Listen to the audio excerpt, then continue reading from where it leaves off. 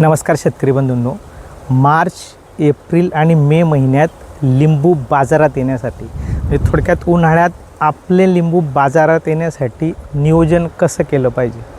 जर आपल्याला उन्हाळ्यात बाजारात लिंबू आणायचे असतील तर त्यासाठी आपल्याला हस्तबहार पकडावा लागतो. हस्तबहार हा सक्सेस होत नाही कारण वातावरण प्रतिकूल असतं. तर तो हस्तबहार सक्सेस होण्यासाठी हस्तबहाराचं नियोजन हे जून महिन्यापासून करायचं असतं. जून महिन्यासाठी काय करायचं असतं, आता जून महिन्यातला जो बाग उभा आहे त्याला उन्हाचा ट्रेस आलेला आहे, त्याच्यामुळे आता मृगबाग फुटणारच आहे. तर तो मृगबाग फुटण्याऐवजी जास्तीत जास्त झाडाची पालवी निघाली पाहिजे.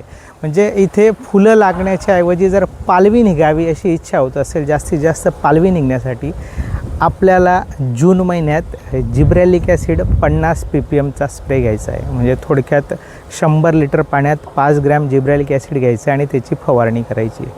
जर तुम्ही जून महिन्यात जिब्रॅलिक ॲसिडची फवारणी केली तर झाडाचा कल जास्तीत जास्त पालवीकडे शिफ्ट होत असतो आणि त्यामुळे फुलधारणा ही कमी होत असते.